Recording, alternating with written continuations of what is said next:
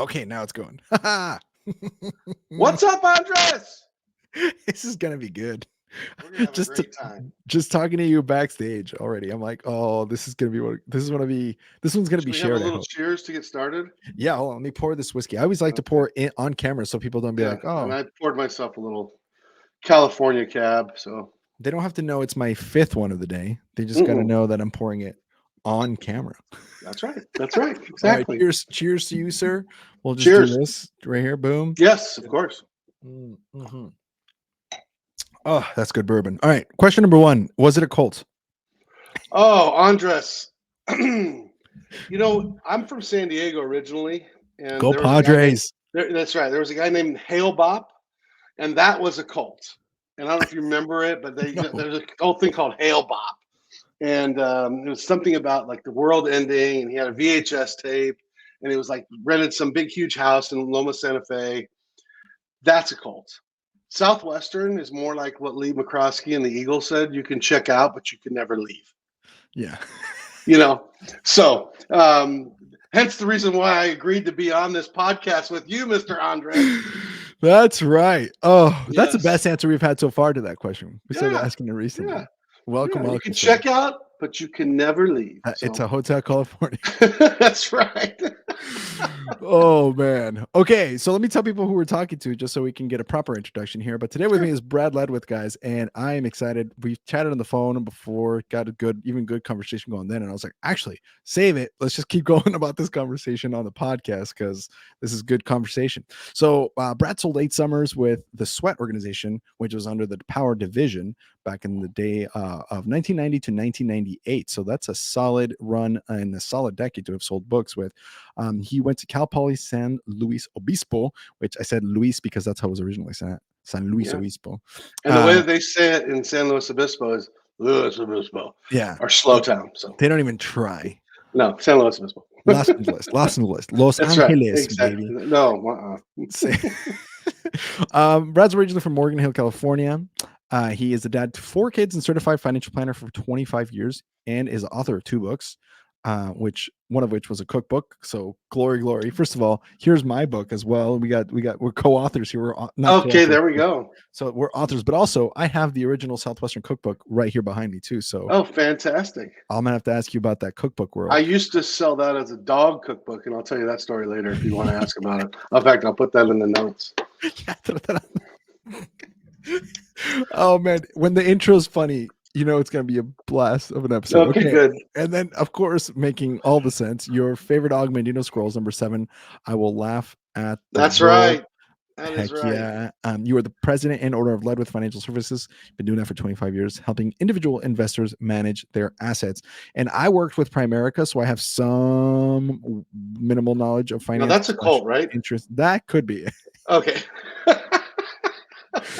Legally, I think I'm. How long has it been? Yes. When's November 5th? Oh man. So welcome to the show, man. Well, let's jump right in. Thank you for being a fan. I know you've listened to some of the episodes. It means a lot that people listen. I know nobody owes me their time, especially when the episodes are long. And I know they're long, but it's a good conversation every time. Yeah. So we'll jump right on in. Let's catch up. So 1998, you get done selling books. We'll come back to how you got recruited later on in the episode. But why did you decide it was time to leave? You're a DSM. In the 90s was, I feel like, a decent time to be a DSM. So what happened that made you leave, and how can you catch us up to what's happened since? So I think that the most important thing is that at some point in time, somebody else needs to tell you it's time. And my vice president at the time was Fred Prevost, and I was getting ready to go for the next 9th summer and getting my recruiting and who's signed up and who's coming back next year and getting your all orgs together. And he gave it the old, hey, Brad, I need to meet you down at the Renaissance Hotel down at the end of Atrium Way. And I'm like, ooh, this doesn't sound like the usual Atrium Way. Meet me down at the hotel. And so I started thinking to myself, So we sat there at the hotel, and he looked at me and he goes, Brad, it's time. And I go, what do you mean? He goes, it's time. It's time for you to go do something else. I'm like, what do you mean? He goes, you belong somewhere else. I said, "Are you firing me?" He goes, "No. You want me to resign?" "Yeah." So let's just put it this way. I went back to the office and sat in my office and typed up a resignation letter, and it basically was 2 words. It said, "I resign." Signed my name to it, and Brad Ledwith, and I was back in a car back to Nashville. I mean, sorry, back to California. And the not so good part was I really just left and left a lot of my student managers hanging, and they didn't know where I was. And Southwestern at that time, if you want to go back to the cult thing, it's like, oh, he left, and we're not going to tell him why. Like when somebody quits, it's like, we didn't see that guy at the weekend meeting. So when a Yeah. sales manager leaves, it's a little bit different. So I ended up getting a chance to talk to everybody, and we didn't have cell phones back in the day, so it was weeks before some people even knew where I was. But Wow. I was forced to leave, and it was the best thing that ever happened to me. I immediately went back and started thinking about what do I want to do. How I've thought about investing for quite some time, and former book guy worked at Edward Jones, and he's like, "Hey, come on out." And I'm like, "All right," and I applied with Edward Jones and got hired and went out and knocked on more doors to get people to invest with me. And that's kind of the transition from Southwestern. It was forced upon me, but the best thing that ever happened. And I have to realize, give a lot of thanks to Fred Prevost for that. Yeah, I mean, that's good leadership when they know Yeah. it's time to let someone go. But did he tell you why? I mean, was it? Were you like We underperforming, or was it just about time, or were you like kind of not? Your heart wasn't in any. Like, what was the biggest reason? Did you bring up underperforming, Andrews? No. Okay, I just wanted to make sure. Okay. Um, the hardest part about Southwestern is whether you're working recruiting or on the book field, 12 hours a day is freaking hard. It sucks, man. And so I used to like to do it my own way. And a lot of times that was not the way that Southwestern, the old school way to do it. So let's just put it this way. I put in my time. I worked hard when I needed to work hard, but it was time to go. I don't know if that's the best way to say it, but I'm trying to save face here. Yes, I was underperforming in next to Tim Ritzer or next to Mark Rao, but I was still pretty good. Yeah, but we've had stories like that before where someone's doing well, but because someone else is also crushing, it just makes you seem like you're not doing so well. And it's like, actually, I might bring this up. Did you see the latest post on the uncensored page? This is gonna. No, I didn't know there was an uncensored page. Oh, dude. You got to go to Southwestern Alumni Uncensored. Okay. That's where the party is. I will make sure I go there. By the way, anybody listening, shout out to Milo Ham, who's out there running the page.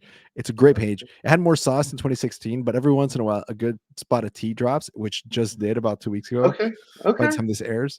But long story short, there was a woman, to avoid names, there was a person who got a bad recommendation from one of her former DSMs.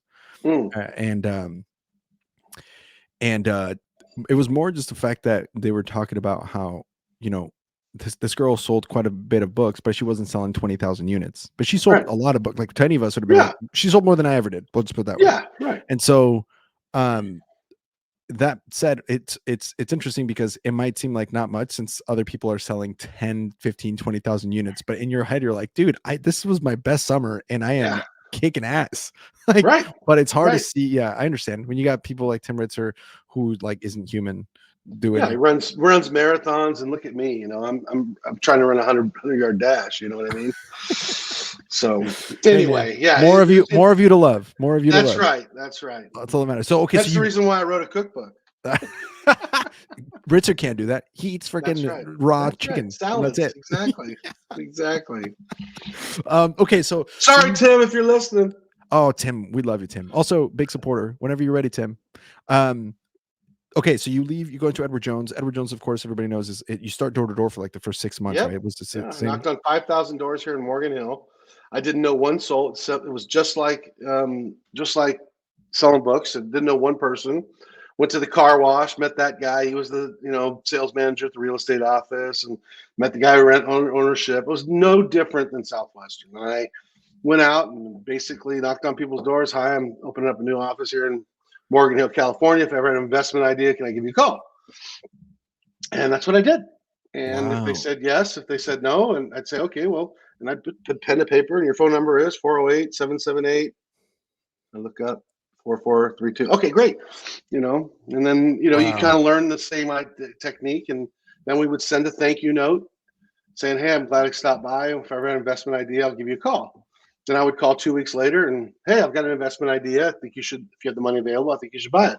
And they'll say something like, well, I don't have the money available. I'm like, okay, well, if I ever have something available, I'll let you know. And I ask questions, open-ended questions. And I will Wow. never forget. It was similar to book stories. There's Edward Jones stories, but like I remember this guy. I called him every 2 weeks for like 6 weeks.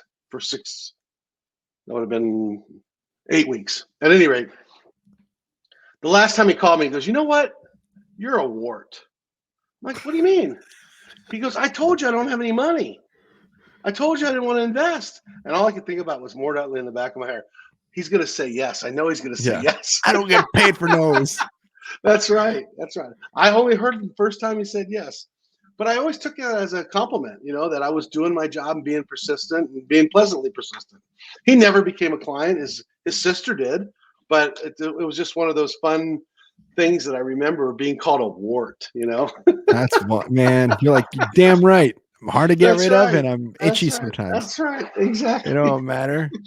But you know That's what? right. You did it. So okay, so but the transition sounded like it was pretty smooth then, because you just went right into door to door, and then it was Yeah. must have been pretty easy undertaking. Yeah. But And it was interesting. And I think like I said, Fred kind of knew that it was time for me to do something else. So I was much more excited and really fun, and it was awesome new experience. And I didn't know I was in Silicon Valley knocking on doors, selling, .com stocks in the early 1999, early 2000s. okay, And I'm trying to sell Walgreens. Everybody else is selling .coms. I'm trying to sell Walgreens. And so I was a lot different than everybody, which was kind of the Southwestern mode, and sending thank you notes and following up with the phone call. It just built in my business. And I had people come by 5, 6 years later going, "Hey, I remember you knocked on my door, and now I have some money available, and I'd love to come by and invest." wow, And it just worked. It was a system that worked, but at the same time, the principles that I had at Southwestern, and you have all this guilt, like, okay, I'm getting off at 5:30. I've knocked on 22 doors and I've met 12 people, and okay, I got to go knock till 9:30. No, you don't, no, nobody's gonna invest in the guy that's knocking at 9:30 at night. Nobody's That's gonna right, give you exactly. $2,000 of cash. That's I'm looking back then. Okay. Yeah. So So anyway, okay, it was an easy transition because it was so similar to what I'd already done, but it's still brand new. I never forget the first time the lady wrote me a $10,000 check. I was like, oh my God, that's a lot of money. And now I get, million, $2 million checks. And I'm like, oh, okay. It's like, eh, yeah, it's the same thing in Southwestern. It's like, getting that first check from the first customer, and you're like, oh, somebody bought from me, that's awesome, man. Yeah. But as you do you find that you started going up through the ranks pretty fast, or like how was the transition into like, Yeah. So, because it's so a different Edward, competitive sphere? yeah, Edward Jones had a thing called new, and it was a new person to the industry, which is not what I was, to a new town. So usually they'll have old advisors that have kind of have a book of business, and they kind of show you the ropes. So I was a new, and at the time I was the fastest new to ever start at Edward Jones. And they would Wow. have an account bonus. So if you open in like 20 accounts, you got an extra $600 or something like that. And the part about Southwestern professionally, and this is part of the reason why Fred told me to move on, was I graduated college with no debt and I left Southwestern with debt. So it's like, wait, how does that happen? It's Yeah. because I was always betting on the come and trying to build an organization. And, it was just one of those things that, financially speaking, I probably wasn't as successful at investing and saving money through the years that I sold as some of the students that I counseled, And Yeah. so, at any rate, being a fast starter at Edward Jones really helped, kind of. And I was training guys. I was knocking on doors. Everybody was coming to follow me in Morgan Hill, and it was just, I it was fun because they hadn't heard all the stories. They didn't know how to knock 3 times and take 3 steps back, and they didn't know how to do pre-approach. None of these kids know how to do pre-approach. So I'd be showing them like, okay, this is what I would do for pre-approach, and next door, what's their name, and the whole thing about name. So yeah, it was a great program. And then let's say, I don't know, 5, 6, 7 years later, I just realized that the transactional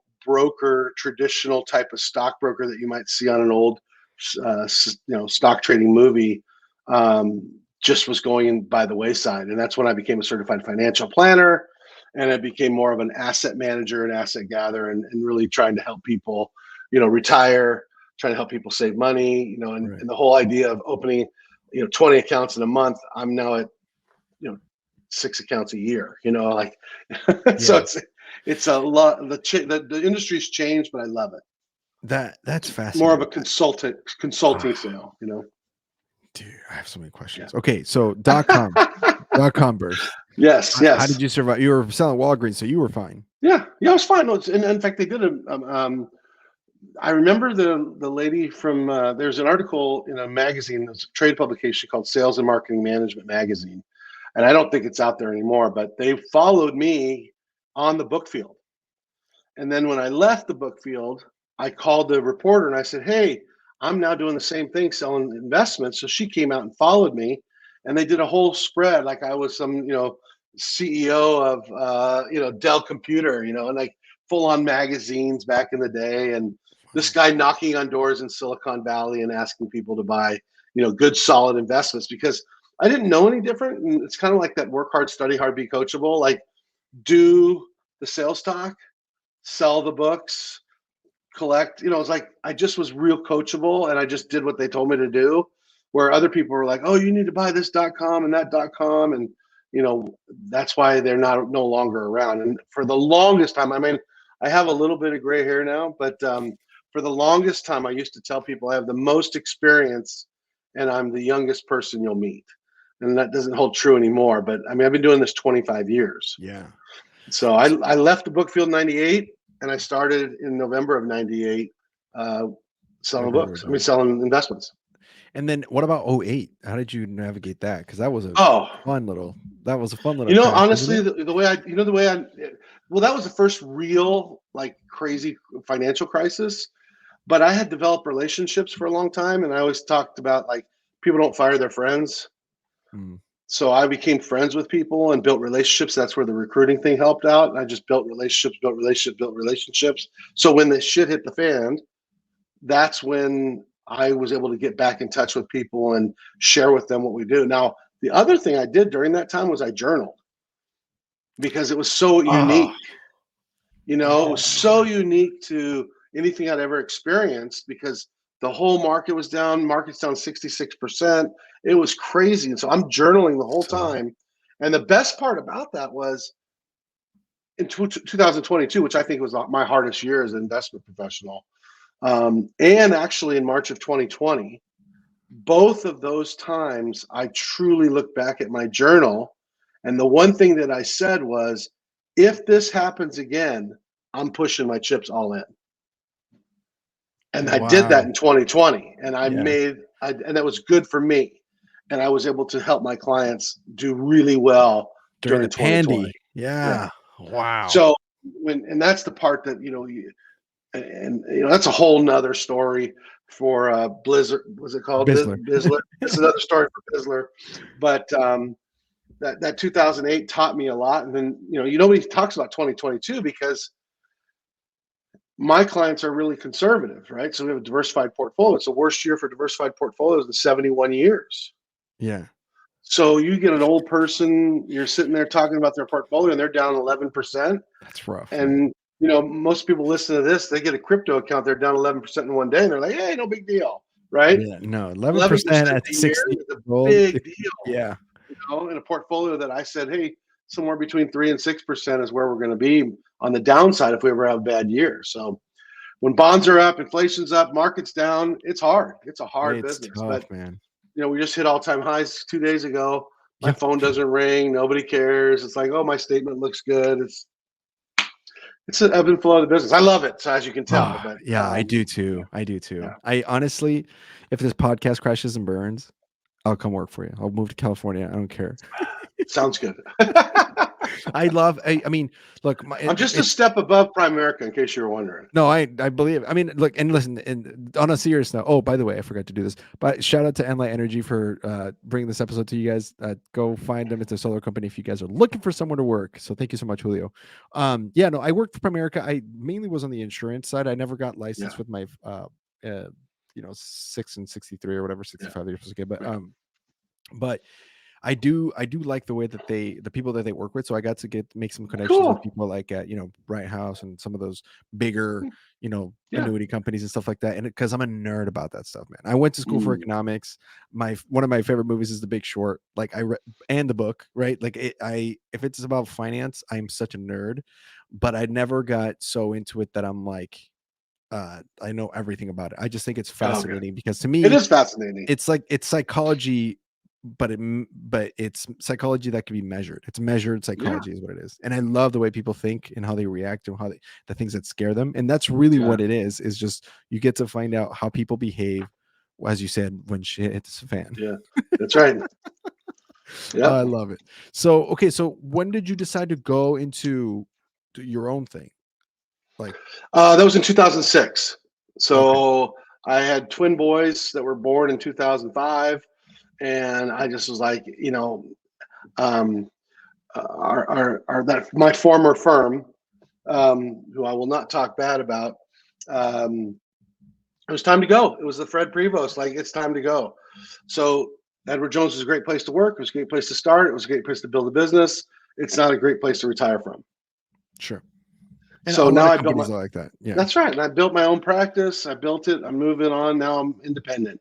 And I should have been independent from the beginning, but I didn't have enough money to kind of have an office, have an assistant, all that kind of stuff. So being independent and being able to do whatever I want, whenever I want, have my own assistants and really sell to my, having the back office that helps you and so forth. So that was in 2006. And what are we in now? 2024. So almost 20 Yeah. years. Yeah.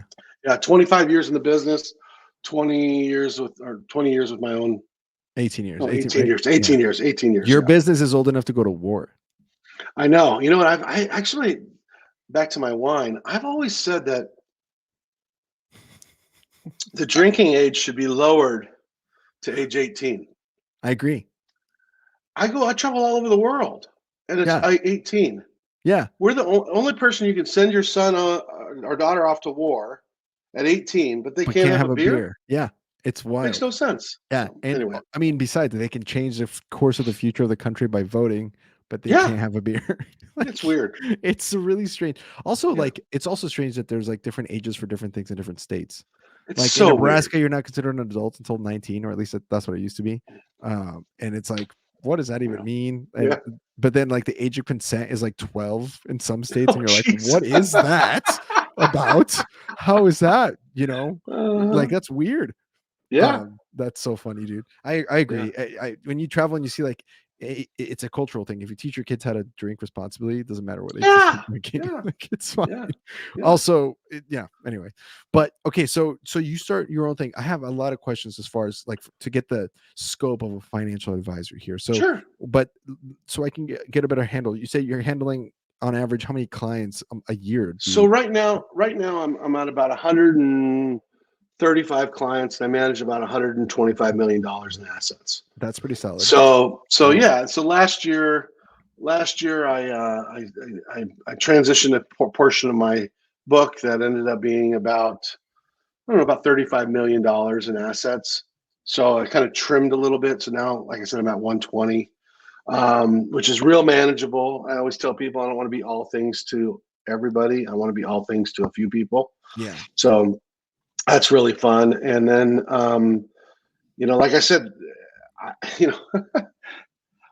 the way that I told everybody was like, listen, every time the market goes down, it goes back up. True or false? True. True. Unless we're all dying. Every Unless it's like every time the immediately. market goes down, it goes back up to set new highs. True or True. false? True. True. So why is it that people lose money in the markets? Because they pull out. That's right. So it's like as long as I can be there to handhold on the downside, we're going to win on the Yeah. upside. Yeah. And It's on sale when it's down. yeah. That's And all I I need. even tell people that I go, listen, you're giving me a check today. I'm going to tell you right now, it's going down tomorrow. And so just a lot of the things that we used to talk about in recruiting, and I listened to Trey George's ponytails, and I remember him talking about trying to get people to finish the summer. That's a lot of what I'm doing in my first 2 or 3 meetings with clients. Like, you realize I've retired 150 times. This is the first time you've ever retired. Ooh. So you need to realize that I've seen how people retire and what we can do to make sure that you're going to get there. But it's that whole thing of, let's talk about the things that are going to happen. There's going to be a war. There's going to be a dictator. There's going to be a market crash. There's going to be the news. There's going to be a terrorist attack. You name it. Any 5 to 10 years period, there's coups. There is, what was happening in Ukraine. There's what's happening in the Middle East. A pandemic. That one was unique. That's not every 5 years. That's right. But ultimately, when I look at trying to help people with their investments and retiring, you look back to the psychology of money, like you mentioned. Most people would rather not lose than try to hit home runs. So that's what I always do. My whole theme was, my job is not to make you rich, to make sure you're never poor. Beautiful. So if we can do that and we can get a little bit better than what the banks are offering, you're going to be happy. So, absolutely. That's bananas. Yeah. And so as an advisor, you're handling, like, do you have a specific kind of client? So for example, are you more like, upper income type of people who are like trying to retire, age demographics? Like what is your like? It's so funny you asked that, Andres, because I think that sometimes everybody has a different perception of what money is. When I was back at Southwestern, if they were wearing a Tom James suit, they had a lot of money. They're rich. They had a lot of money, right? Oh my gosh. And then you figure out they get them at cost. You're like, oh, maybe they don't have a lot of money. Why are you still driving a Honda Civic? That's right. Then they have to tell you why they are and all those. Oh, it's the summer. It's just my book. That's right. Okay. Exactly. So I would tell you that most of my clients have a net worth of over $1 million. Okay. And they have a liquid net worth of a net worth of over $2 million and a liquid net worth of over $1 million. Most of which is in their 401k or IRAs and so forth.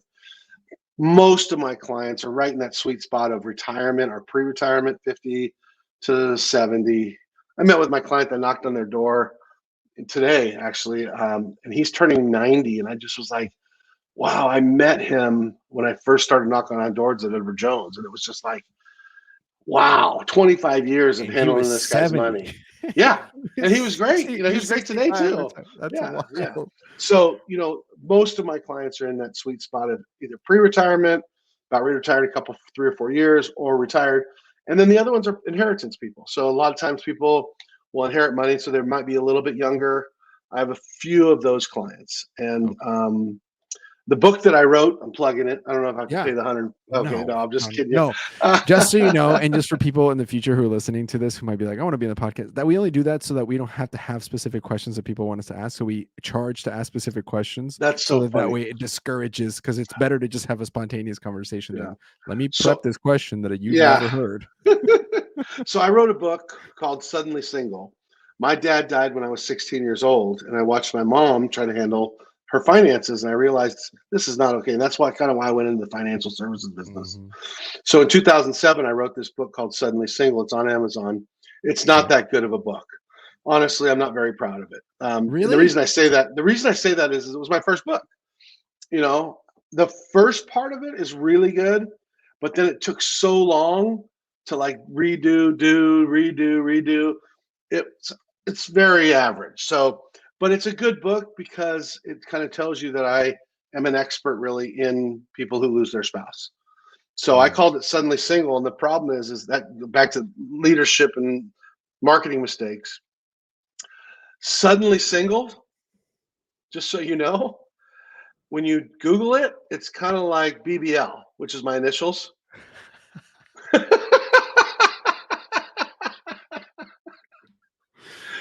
So what you Google. That's what I was gonna say. You're gonna get some crazy stuff on your Google search or iPhone. If we'll put the link below so people get the right place. Thank you. So at any rate, I'm not proud of it. I am proud of it that was like the first foray into self-publishing because it wasn't that big then.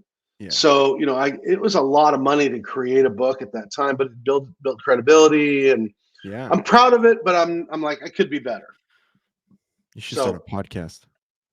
I'm yeah, exactly. Right. And I watched what you guys did before on backstage. I'm like, this is a lot more than just throwing a mic in front of somebody. Yeah, So you know what? You tell people that because I'm doing podcast consulting now. seriously, it's So if they're freaking listening, awesome. we know what we're doing here. You do. Well, 250 episodes, you learn Yeah. a thing or two. Yeah. But so you wrote your book, and Yeah. it's about okay. This opens up a whole new can of worms because Yeah. Sure. where you and Primerica might overlap, and this is not a plug for Primerica. This is just Yeah. me saying I admire what you do. Yeah. Is my time, and this could go on so many tangents, but during my time doing that job, I still got to learn about the financial world as a whole, and their Sure. whole shtick, which I believe in, is and buy term, invest the difference. They're really they're an investment company, but they do it through saving money, people insurance, through insurance, life insurance, blah blah blah. Okay.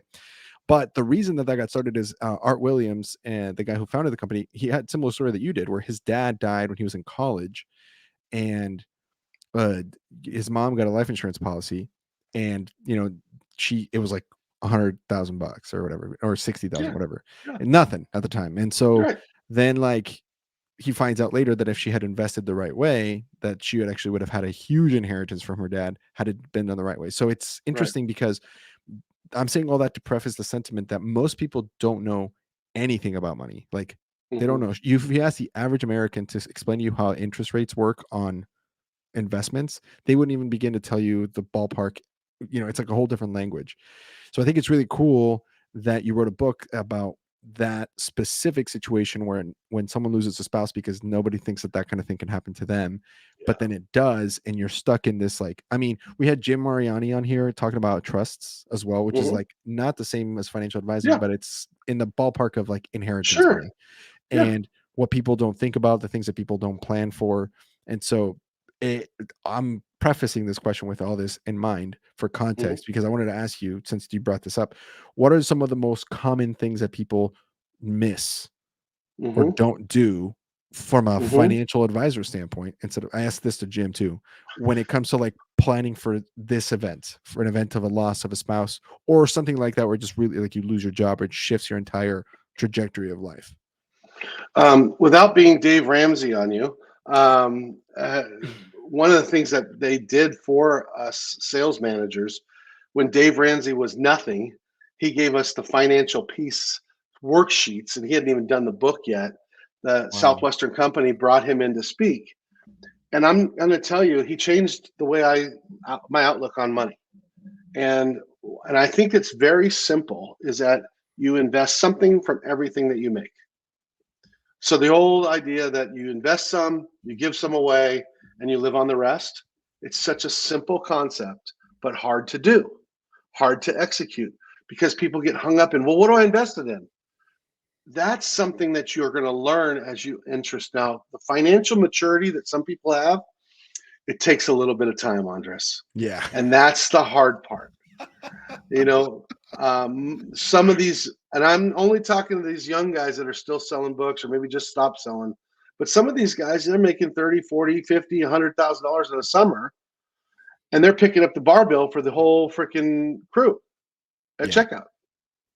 Right. So, and I've been there, it's like, oh, I'm going to buy everybody drinks. And then tomorrow, whoa, that was a little bit steep for that check. Oh, when I made this much money, that's just a MUFU. Or do you guys still have MUFUs? I don't know if they Oh, still yeah. have MUFUs. Okay, Oh, that's yeah. just a MUFU. That's just a superset. You start thinking to yourself, oh, I sold that. And so I guess the hard part for me, for folks that like you, and for people that are younger or even older folks, I think the earlier you start, the better. I've been trying to teach my kids since they were 10 how to invest in the markets. Yeah. And the reason, what I used to do with them, I was like, okay, what stock do you guys like to buy? And I remember buying the company that does Call of Duty, Yeah. Activision Blizzard. Yeah. Okay. So we bought Activision Blizzard in 2008, 2009, when the markets were down. And I said to my kids, I'm like, there was this thing called Skylanders. It was like you put this thing on the thing and they were totally into it. I'm like, okay, what company is that? And so we bought Activision Blizzard, and then things tripled, quadrupled, all that stuff. So I'm trying to teach them how to invest in things that they know, and so that part of it is, I think the mistakes, if you want to ask it that way, that a lot of young people make is they think of it like a casino instead of trying to buy a business. So if I can use Southwestern as an example, is would you want to own the top first year team? Would you want to own their business, betting on the fact that they're going to do it again next year and the year after? Probably. Yeah. And I used to say the company was a 125-year-old company. How old is Southwestern Advantage now? 150, 60 now. So do you want to own a 1868. company that's been around for 165 years? Yeah, probably is. But to me, I always think about it from, you want to own a company, you want to own, and you invest something of everything that you get. So if you're making money, whatever it might be, if you made $1,000, you're investing something of that.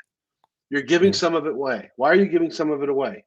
Because it's not that important. What's really important is your family, your health, the people around you. That's the most important part. Your friends. The money will be there if you can let it go and realize that if I invest some, I give some away, and I live on the rest, you're going to have a very fruitful life. Yeah. Now, and of course, people listening might be like, well, that's easier said than done because, Yeah, it's so expensive nowadays to live. And it's like, yeah, hard. sure, it is. But then it won't be. Yeah. It's not, this isn't the the first people that are time. listening, though, they like the hard stuff, right? I mean, Oh, yeah. selling books is freaking hard. Yeah, it's tough, Nobody man. does this stuff, Yeah, but it's just kind of like what you said earlier, that what you quoted as far as like, is the market going to go up after it goes down? Yeah, and it was funny because people were like, well, what if it just stays down? If it stays down, money won't be the thing you're worried about. You're looking for ammo, you're looking for water, you're looking for food. Like, if it gets it's like that. You asked about 2008, and I think about it from, I sold books in 1991. That was a recessionary time, and I remember people going, "You're going to go sell books as a recession." And I look back today, I'm laughing, right? Come on, people buy books no matter what. Really? Yeah. And then you think to yourself about the pandemic, and you're like, if people are going to buy books in a pandemic, I'm telling you, the world can end, and we're still going to figure out a way to make money. That's the whole part about it. Yeah. So anyway, but then feel strongly in the markets and capitalism at heart. Yeah. And the hard work that people can put in. I think it was Warren Buffett that said something like, and I think when I was going to school, there was a point where they shared this stat. So by the way, this is also for legal reasons. This is not financial advice for anybody. We're just having a conversation about money before someone says I invested because Brad told me on Ponytail. Yeah, exactly. Don't do that.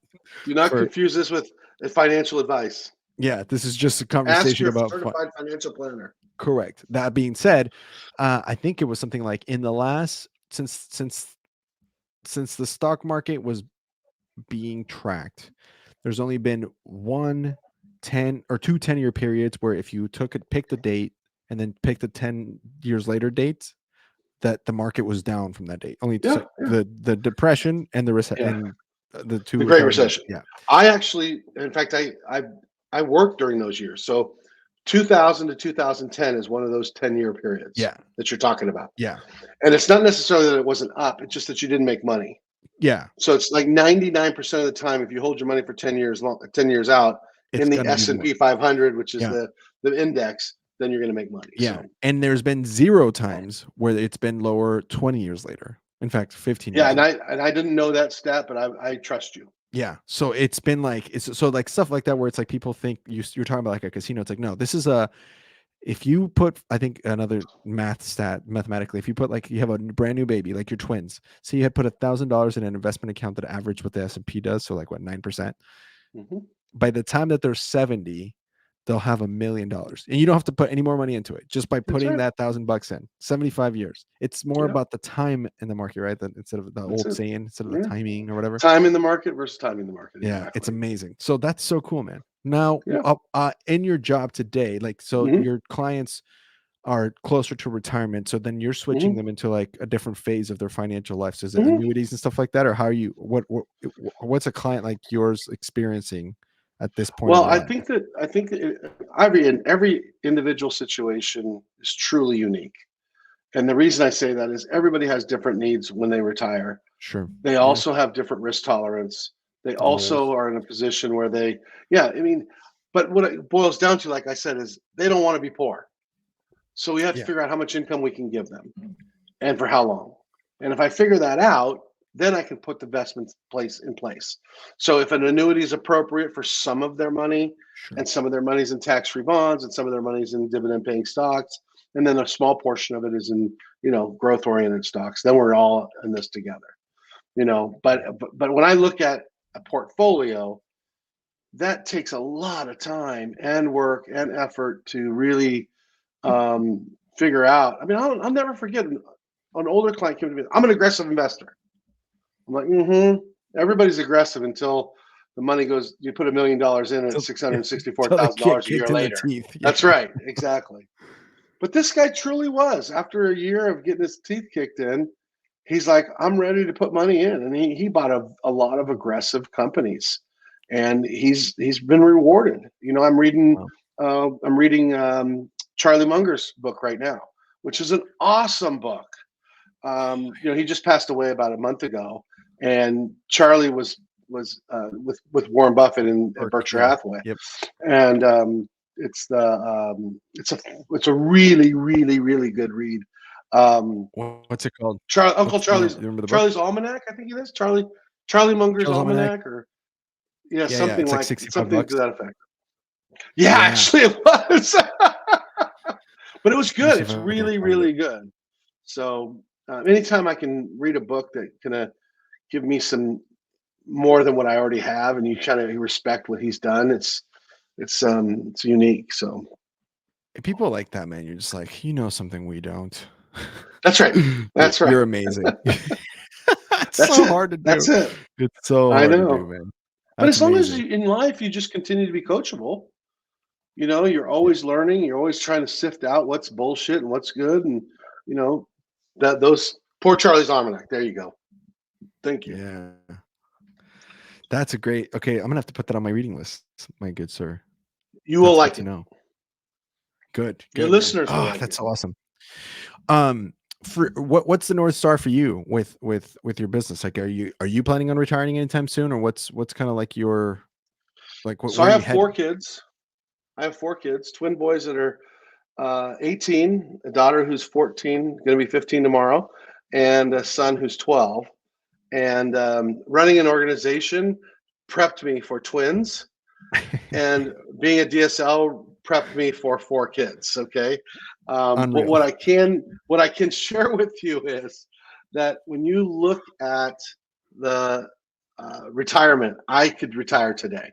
I've done well enough through investing and saving and living on less than what I make to retire. About 6 months ago, I looked at my wife and I said, I think I'm ready to retire. She goes, no, you're not. So one of the things that I kind of alluded to, Andres, was when I resigned Southwestern in 1998, I kind of did it my own way. And I needed a business that I could do it my way. So 20 years ago, I said, I'm not working on Fridays. You all know that when you make a commitment, the challenge is not far behind, right? Yes. So when a client calls on Thursday and says, hey, can I meet with you tomorrow? And you said, no, I can meet with you on Monday. They're like, oh, okay, no problem. You're like, oh, once you set those boundaries, the challenge is not far behind. So Thursday, this is today we're recording, it's my Friday night. That's right. So let's get I chose to do that. So yeah, exactly. So the crazy part about it was, as soon as I made that decision, this job became so much more fun because I know work hard for 4 days, and I always have a 3-day weekend. It's fantastic. And sometimes it's a 4-day weekend, if there's a Monday holiday. I mean, that doesn't say I wouldn't meet with somebody, like an executive that has millions of dollars on a Saturday morning, because I enjoy Saturday morning meetings. It's almost like selling books on Saturday. Everybody's relaxed. Yeah. They're listening to you. Yeah, exactly. So, but I guess the whole idea is I think that I love this business so much that I'm not sure I'll retire, because I'll create the business that allows me to work with the people I really, really like working with, the people I want to spend time with. Like you mentioned, golf. Who do I want to golf with? Who do I want to spend time with? Who do I want to travel with? All of those types of people Who do I want are to take who. to Bizzler? Yeah, all of those. There you go. All of those. Nice plug. Nice plug. And tweet Antigua this year, right? Antigua, only 1950 with flights included, and you have a butler. So, always love a butler. Yeah, and if you have a client So I that guess sold books, yeah, I don't know if that answers your question. no, it does, and Okay. it's one of those things where I'm seeing more of a different perspective from you, where some people have like this. I started this business. We're going to do for 10 years. We're going to do it for 20 years. And then I'm going to be 56 and a half on this date. I'll have this money. And that's a great way to live. It People is. have those North Stars Yeah. and that thing that they point towards. And that's amazing. Yeah. But then your style is more like mine, where it's like, honestly, I don't know what's going to happen. And I do have a loose set of goals where it's like, I kind of want to make this money, or I want to have this amount, or I want to have this happen. But I'm also holding it loosely, or at least with an open palm, because as my dad says, what's for you is for you, and what isn't for you is not for you. So you're coming at this with more like, as long as I'm enjoying my life, and I'm not feeling stressed because of my job, time out. Yeah, my marriage is healthy, my kids are doing well. That's right. Yeah. Then I'll do whatever I'm doing. That works really well. Damn, and interestingly enough, is by doing that, it also allows me to do some passion projects at times, right? So what are you doing? Which is the cookbook, right? So it kind of evolved, right? So you can put another one up there for you, but it's No Rules Hot Tips Cookbook. That's what it's called. No Rules Hot Tips. So during the pandemic, I started going live on Facebook because I was freaking bored out of my head. Same. So and then it turned into this. There you go. Okay. So I was so bored that I started cooking eggs in the morning and going live on Facebook. And I'm like, I'm going to teach you how to cook an egg today. Like I'm some crazy, Bobby Flay or something like that, right? And I would show them how to make a scrambled egg. I'd show them how to make an omelet. And then the next day it was something else.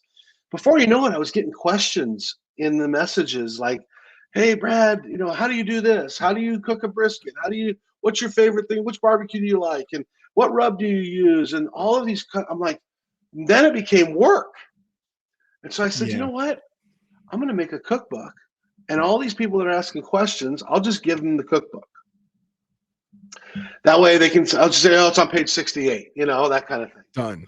And I really enjoy cooking, but it became crazy, like almost like this social media, because everybody was bored. They loved watching my family cook with me. It was crazy. That's awesome. So all of a sudden I'm like, okay, I'm going to do this cookbook. I hired a lady to help me with it. I was taking pictures of everything I made. I created the cookbook, put it out on Facebook, and I said, okay, cookbook's here. And now all of a sudden I'm like, oh, I'm selling books again. So I started using testimonials. What everyone likes about the way we do a rub. Exactly. And but it's not $100. It's not even $99. Yeah. So just so all of you know, if you buy the book on Amazon, I make about 23 cents. And I figured that out. If you buy it from Book Baby, I make about $4.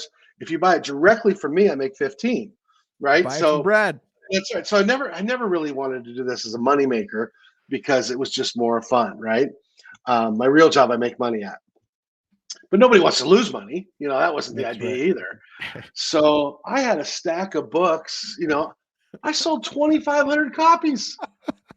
That's awesome. I thought I was going to have 25. I sold 2,500 copies of a cookbook. And it was just crazy, And when did you publish this one? This was probably December of 2020 because I was trying to get it out before Christmas. Wow. So I was signing books and, that kind of thing. And that's awesome. I had a blast with it. So, what did you do during the pandemic? I wrote and published a book and sold 2,500 copies, I don't know if I sold 2,500. Actually, I don't even know how many copies I've sold, but I did also publish a book. And it's so fun, dude. Yeah, it was really fun. So that book I'm pretty proud of. People are like, what's next? And, I started to do a documentary with my kids' lacrosse team. It's a really cool story. And I hired some people to come in, and we got a sizzle reel. We're we were pitching it to all these different producers and Apple and all of these different folks and then the things that we wanted to do. And it was like a setback after setback after setback after setback. And so I don't think that one's going to happen. But it was worth trying, and I have something to show for it. It's a really cool sizzle reel. That one you can't put a link to because it's still password protected, and it may happen. So you never know. Sure. Keep it. You gave the sizzle of the sizzle. There you go. There you go. But I think when I think back to these passion projects, if you're working 80 hours a week, you can't change direction. So I found a job that pays me really well. I work, enough to help my clients out, but at the same time, I love to travel. I love to coach my kids' teams. I love to watch them play sports. I do all of those things, Awesome. and I'm still able to. And that goes back to one of the questions you didn't ask me. Maybe you was where you sold, right? Oh, and yeah. So I sold New York, New Jersey, Pennsylvania, Connecticut, Wisconsin, and Minnesota, and North Carolina. And one of those is fall selling. But anyway, I remember working just outside of New York City, and all of the men, and at the time it was all men, would take the train to the New York City. And I was calling on Mrs. Jones. And I never forget every single person that I asked. I said, I was working some big brick. I mean, this is Chatham, New York. I mean, Chatham, New Jersey, Cherry Hill. It was real big brick. And I remember asking them, is it worth it? Is it worth it that your husband gets up at 5:30 in the morning and he comes home at 9:30 at night? And I would say 99% of those women all said, no, it's not. No, and at that point, selling books, I made that decision. I'm not doing that. I don't care what it takes to be successful. That to me is not successful. What's successful is coaching my kids' team, making an impact on them, spending time with them, not necessarily quality time. Take a 16-year-old daughter. What kind of quality time do you get with her? Taking her to volleyball practice. If she talks to me 3 times, it's great. That's what I consider quality time. But ultimately, when I think about looking at what Southwestern and all the things that I learned, whether it be on the book field, in recruiting, or in professionally, I know that family was the most important. And that's the part that I always go back to. Man, that's awesome, and that's inspiring because you did it, as you said, your way. It's just you and it's not the Southwestern way per se. I mean, you use Southwestern principles, but we actually had some intermittent conversations about this over the episodes, that when you leave Southwestern, the hardest thing is to find that balance and to not be a workaholic, because you just have been bred to, for years, especially if you did multiple summers, to go 100% for 100% of the time.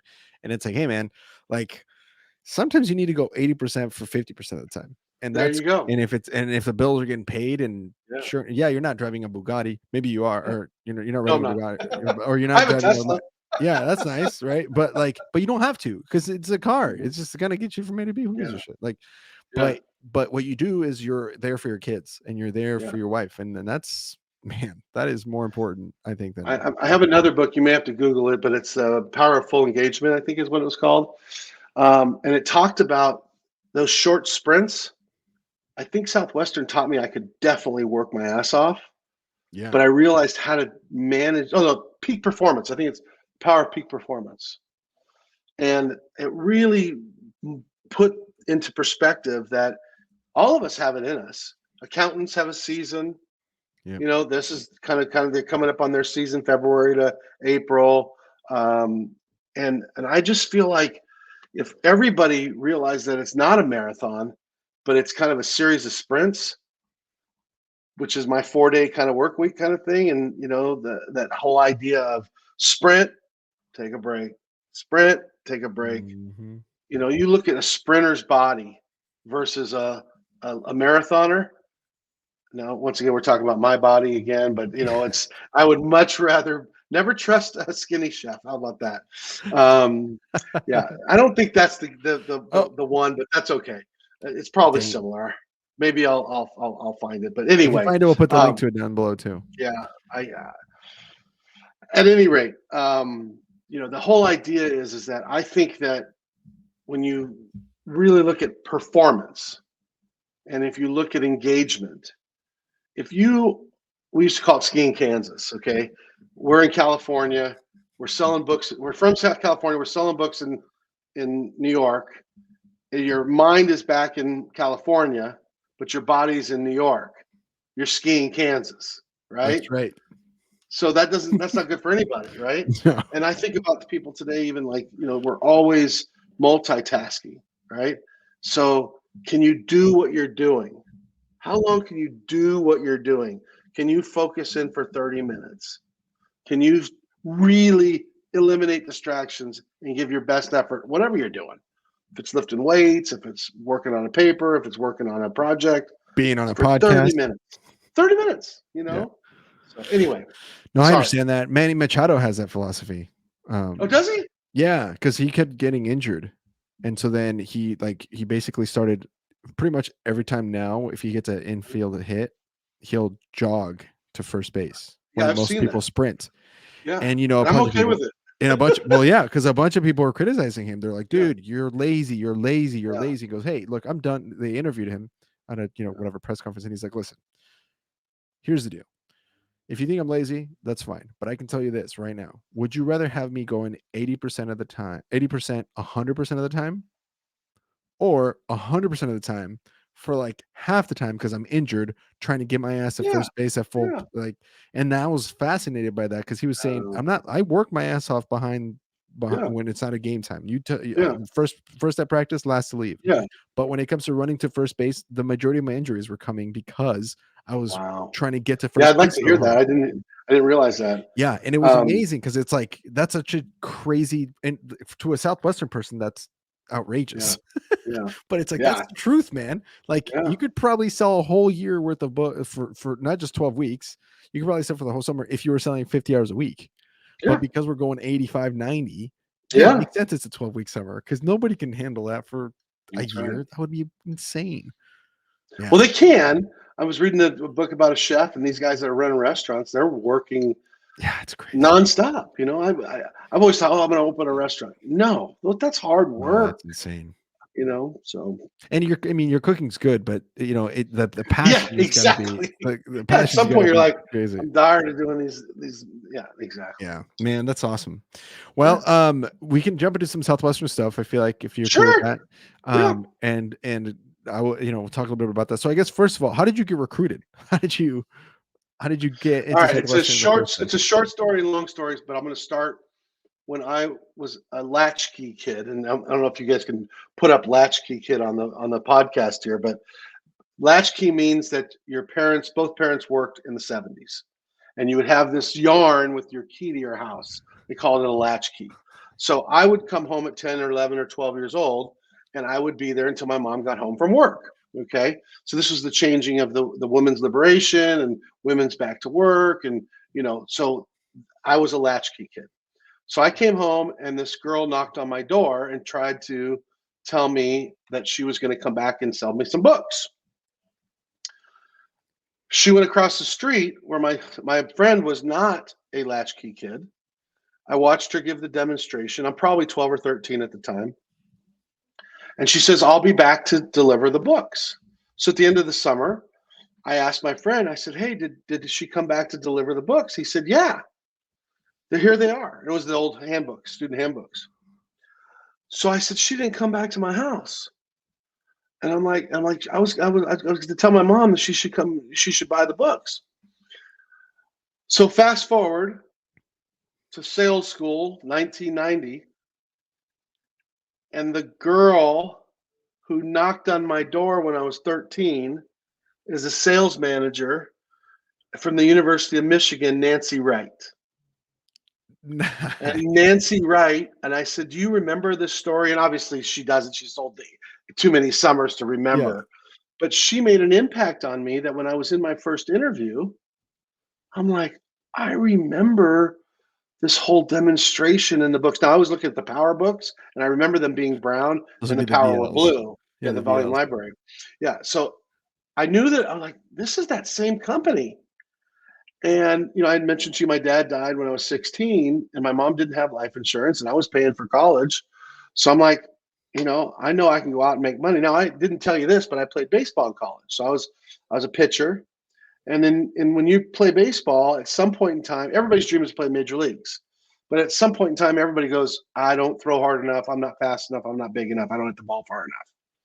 Well, that was me. And that's why I went to go sell books.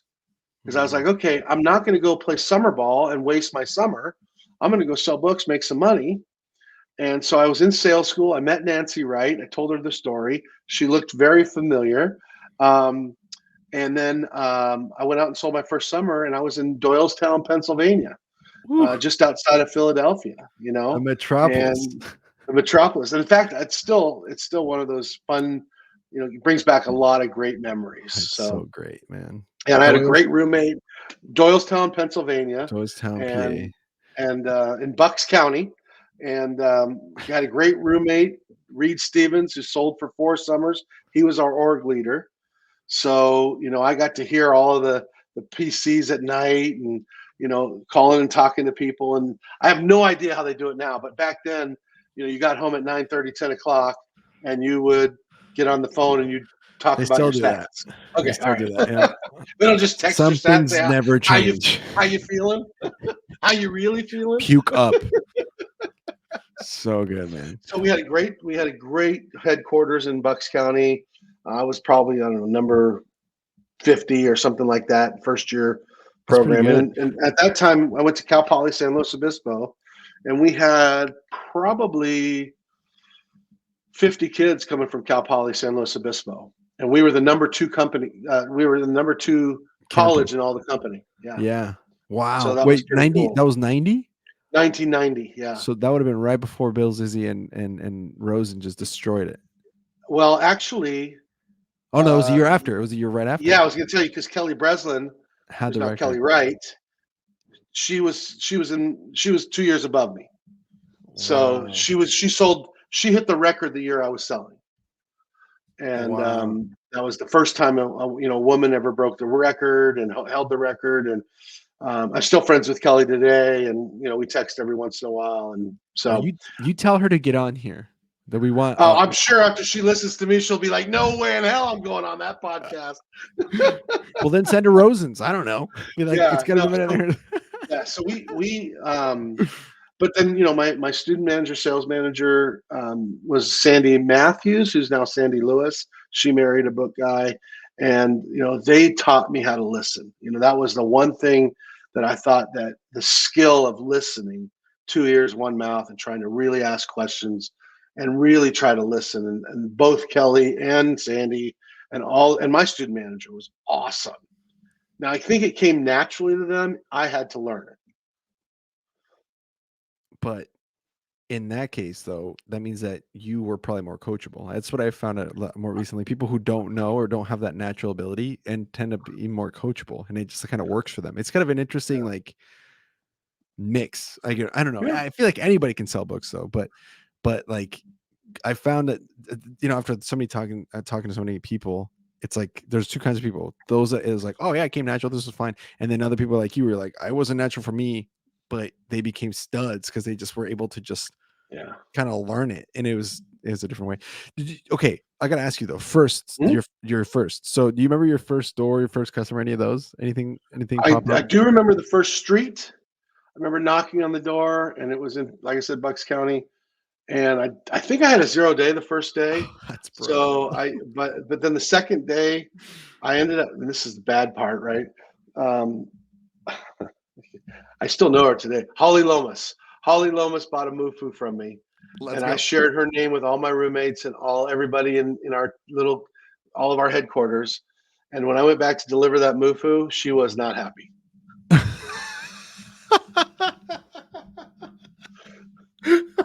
Holly Lomas was the director of education, and before you know it, she had gotten phone calls. Those people cancel. She never canceled. I was shocked she didn't cancel. But she did not. She was not happy. Did you tell everybody in town I bought books from you? Yes. Yeah. Did you imply that I sent you?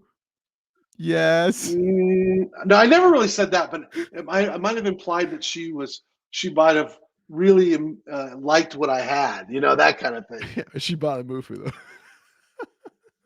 She bought a Mufu. Oh, it's epic, man. Yeah, So, yeah. and do you remember your first customer? Like you said, Kelly, but like, do you remember I like think what it was no, I happened? think it was Holly Lomas. I think it was It was Holly Holly, Lomas was my but very yeah, when you leave that house, that yeah. feeling, right? That feeling Oh of yeah, like, you get the check for $12.43, like, and you're like 30 demos a day. I'm going to the next house. And I think I sold my first check for volume 12. live.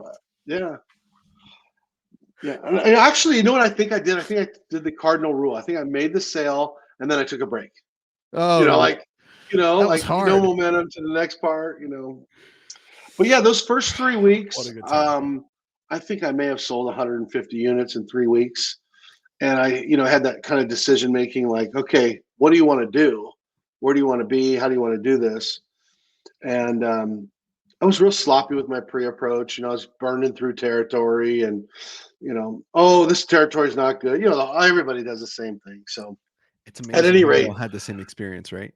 I sold 8 summers, Andres, and I'm sure you've asked that question to hundreds of people. But I really am having a hard time remembering the first week, the first summer.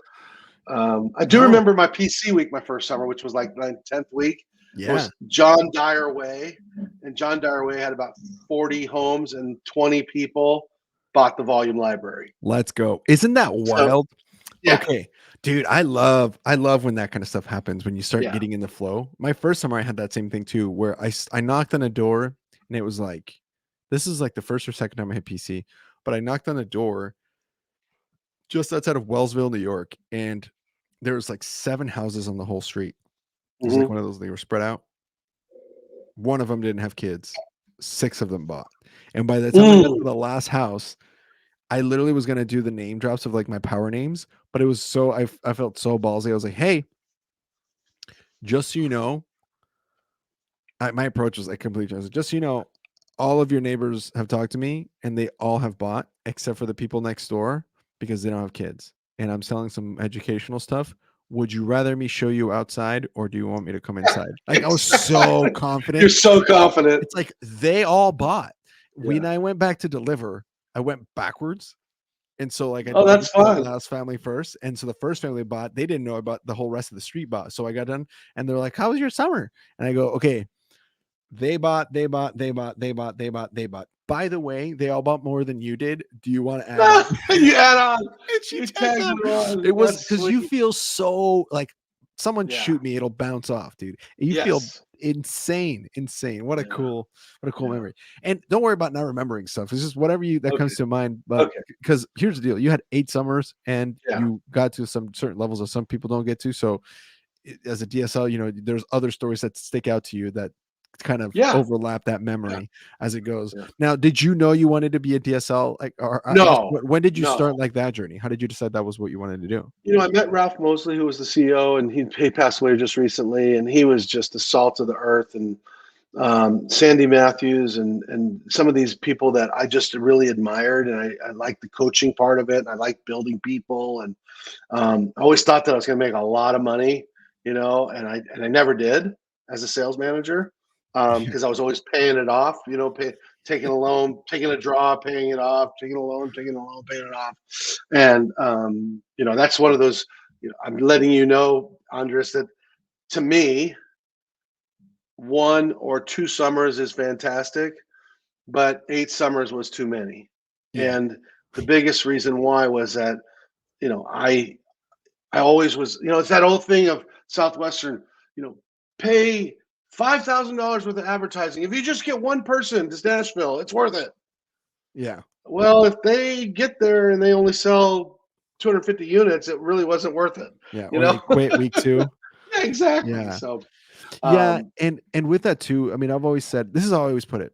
Southwestern is the best internship in the country as yeah, far as like if you're 18 to 22 years old and you're in college, there is nothing better that you can do for yourself, personal growth development, yeah, and even financial stability yeah, than yeah. selling books.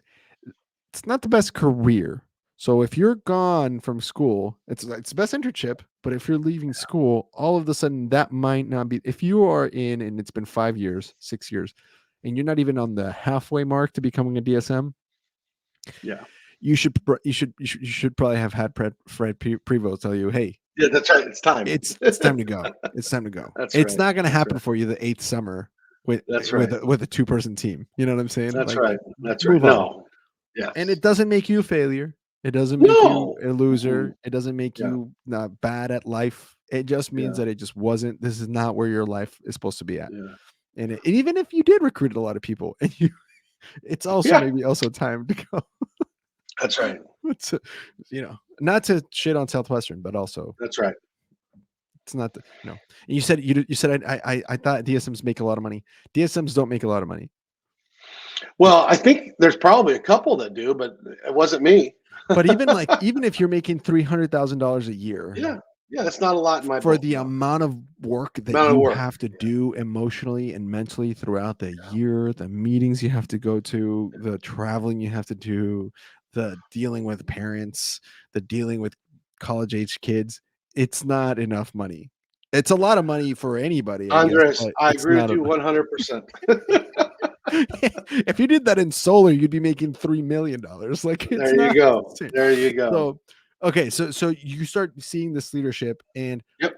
as you're going along, what are some of the highlights, I guess, as you're going through your career that you think back, that you tell your wife, that you tell your kids about, that Mhm. happened to you, that you're like, oh my gosh, this is like, what are some of the stories that you're most proud of sharing?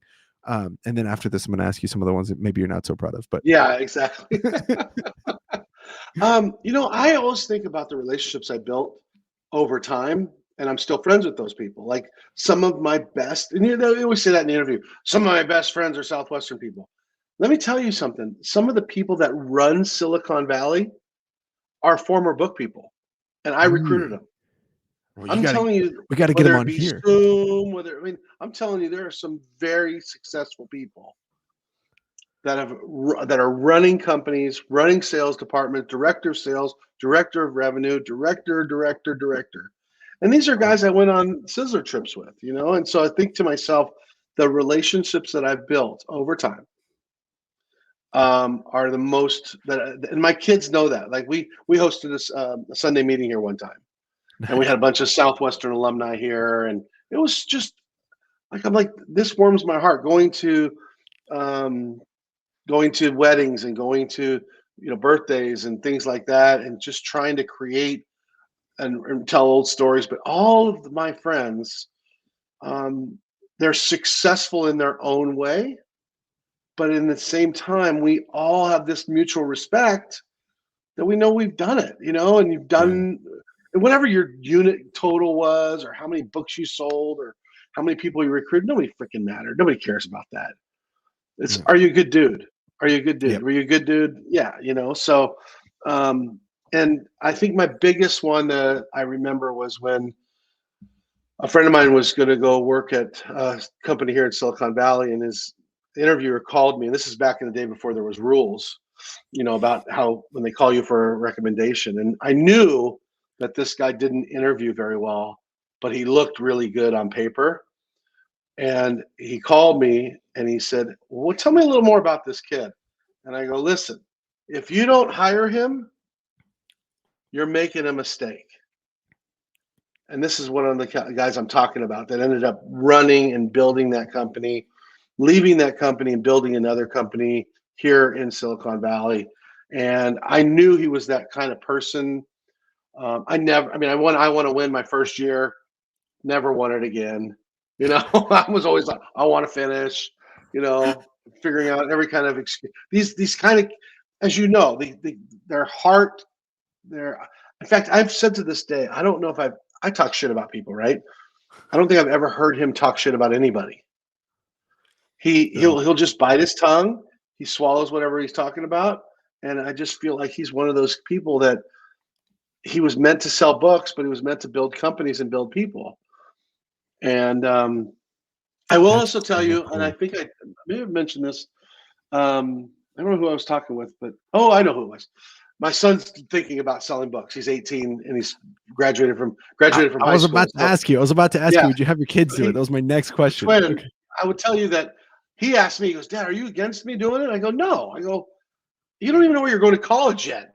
Like, if you're going to go to the University of San Diego, you're going to start school in the middle of August. No, you're not going to have a 6-week summer your first summer. I'm like, but if you go to Stanford, yeah, go. You're at the end of September. They're going back to school. I'm like, go sell books. So Yeah. we're still in that wait and see. And he's like, oh, I got to go study my sales talk. I'm like, dude, you're on page 10. We're on page 1 here. Yeah. So at any But rate, I but was he talking knows what with a the sales DSL. talk is. So your No, I kids was are talking with. pretty. He ended up getting invited to GRS for this in Nashville, Yeah. and I told him. They said, Dad, they were inviting me. I'm like, go. I'm like, he goes, and they're paying for me. I'm like, oh wow, Southwestern's changed.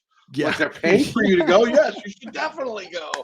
So anyway, he goes back there, and obviously GRS is the best one, right? So you get a chance to people from everywhere, and it's you're not going to sell books next day.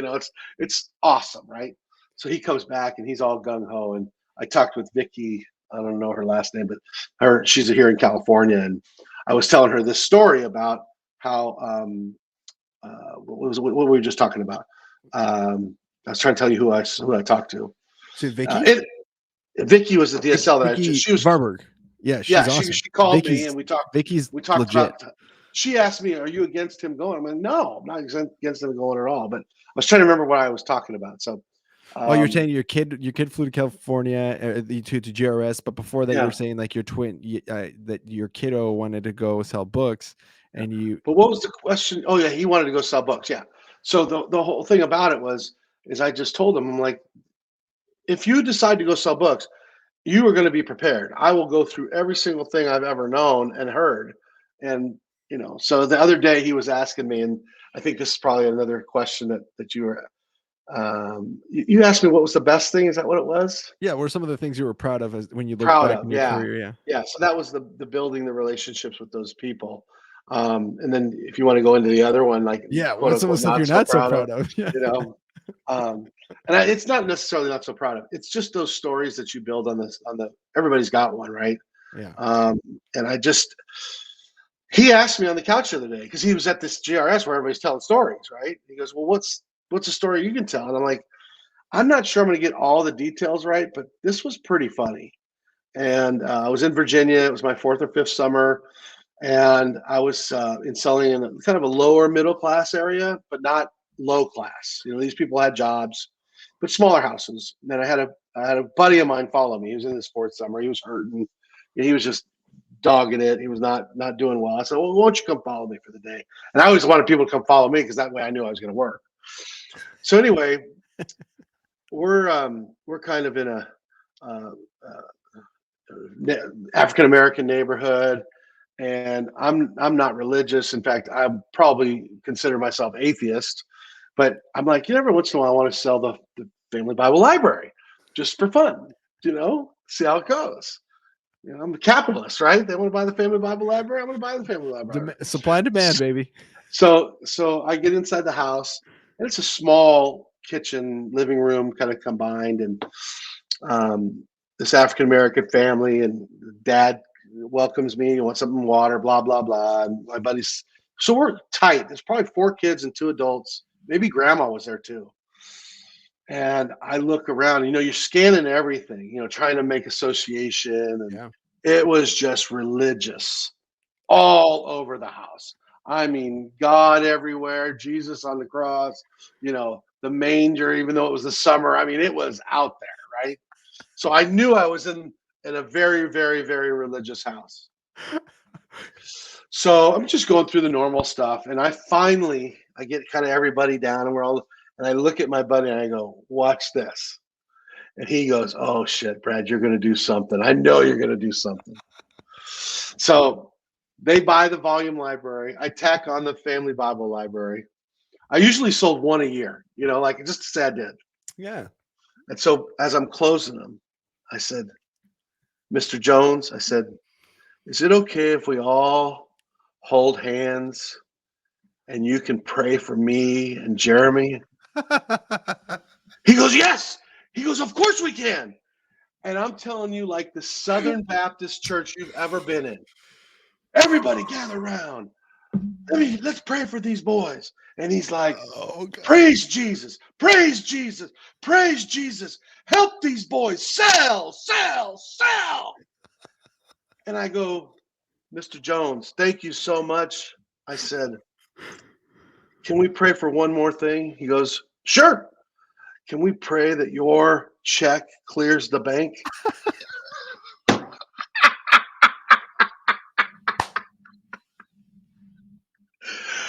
Oh, my buddy, I swear to you, I thought he was going to die right there. He couldn't stop laughing. We laughed the rest of the day. The check did clear. But that was one of those ones that it was like, you had to have fun on the book. Oh, right? gosh. You always had to have fun. All day, man. That was probably, the 9th week of my 6th summer. It's hot. And, so anyway, I had to save that one for you, Andres. So I told my son this story, and he's dying laughing. That's so good. So I said, but you know what? If we call Jeremy Duplessis is a buddy of mine. He was a roommate and everything. I said, he probably has a different version of it. Because that's how all things work, right? And so I told him, I said, hey, Jeremy, I was telling him, blah, blah, blah, blah. He goes, you know what, Brad? I don't remember it, but I remember how you just told it. And then, and this happened, and that happened, and this happened. So, yeah. It was just super, super fun. So, man. Anyway, that was one that we had a good time with, and it was friendly. That was fun. Yeah, it's harmless. Those are the fun total ways harmless. Yeah, those are the fun ways to do it. So not necessarily I'm not proud of it, just something that was fun. Yeah, why not? Okay, now here's the deal. I'm going to ask you some rapid fire questions. It's going to trigger more memories of you. And then if you have another good story like that for ponytails. I don't think I do. Then I'll ask you to think of the either closing thoughts or just how your reflections on Southwestern. I don't know. Maybe something will get triggered as we go through these stories. Sounds good. Because I want to keep mind of your time as well. No problem. All right, here we go. So, and by the way, these are rapid fire. Doesn't mean they go through in 5 minutes. These usually take 15 to 20. It's just rapid fire is more as the first. Are people still listening to us? Oh, probably. And if you are, say hello. This is more just the first thing that comes to mind. So don't worry if it's not the actual answer, but just whatever comes to your head. So, all right. So your favorite territory of the 8 that you sold in, state wise, what state was the best in your opinion? I'm going to go with Ty. Madison, New Jersey was my very, very, very, very favorite because it was upper blue collar. Yes, and spread out country. No, it was.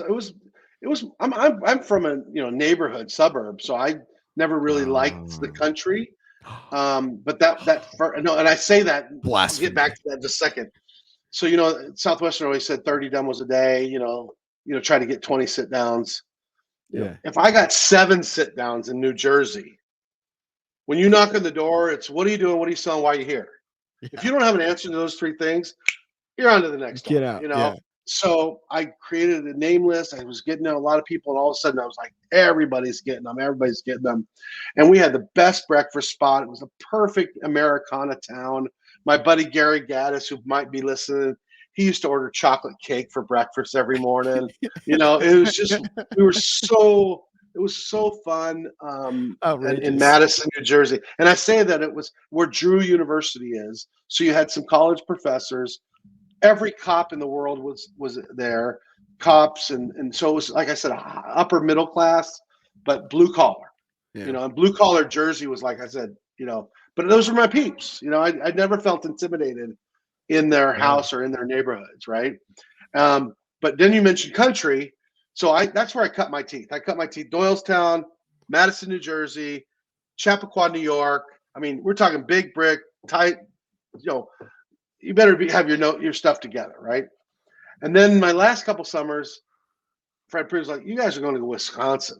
I'm like, "What's in Wisconsin?" I've heard great things about Wisconsin. 27 sit downs my first day in Wisconsin.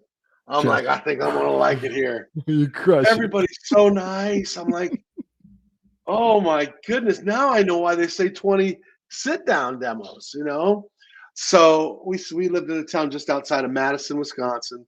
And then the next summer I lived outside of Milwaukee, Wisconsin. Oh. So I would tell you that Wisconsin was a really close second, if it wasn't first sometimes. You know, Wisconsin and West Virginia are the two states that if you sold there, everybody mentions it as their favorite Yeah. place. It's amazing how It frequent was that is. awesome.